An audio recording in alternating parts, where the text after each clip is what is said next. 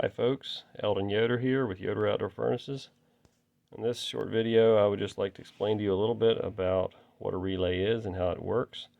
Now if I zoom out here a little bit, you'll see a lot of different things going on here. This is a setup that we did for dealer meeting one time that we're showing how you can tie multiple relays together and make multiple systems, air handlers and pumps and different things integrate with each other, and I'm not going to get into all the depth of that.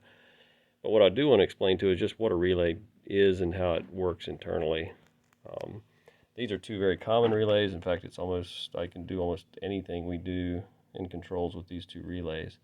The one on the right is a single relay, and the one on the left is a double one.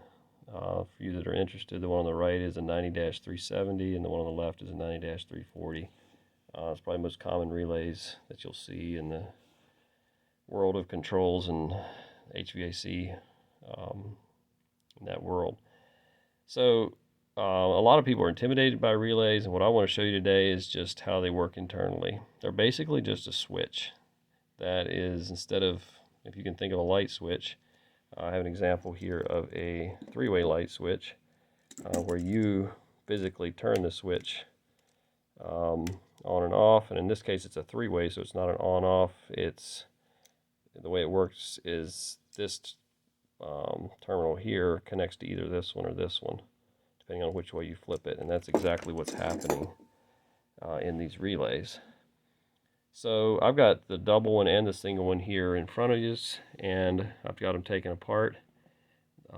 This is the double one, and when the magnet here, this electromagnet pulls in when you send low voltage from the thermostat, I should show you here. There's a thermostat here on the wall that's switching and sending power on and off, cycling on and off based on the temperature of their house or building. When it sends power down here, that we have a call for heat. If I can do this one-handed here, this electromagnet here pulls and connects or disconnects the switches that are internally. Now this one's hard to see, but these contacts in here are connected to the front side where these terminals are.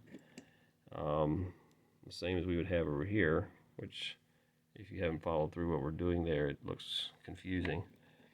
But what I wanted to show you on this single relay here is internally actually what happens when you get a low voltage signal.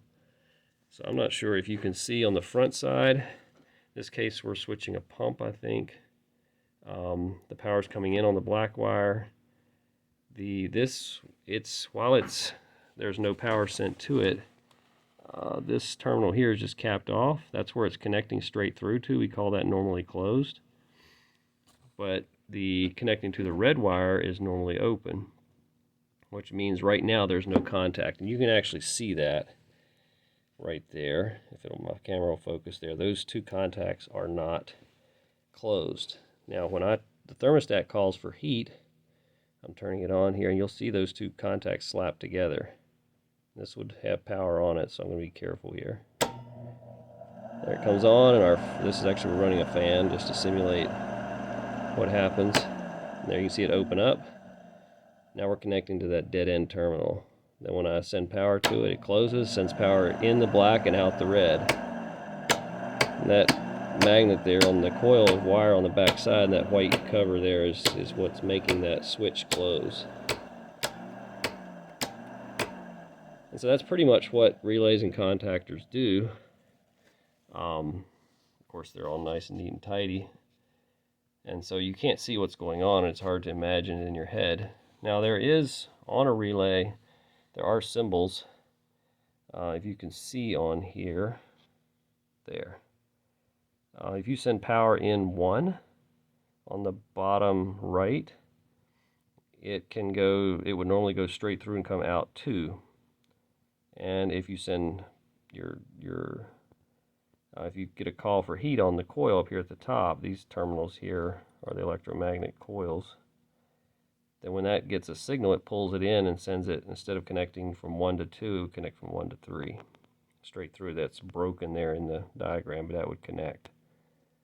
So there is stuff inside. I mean, you can see on the relay if you look at it how it's made.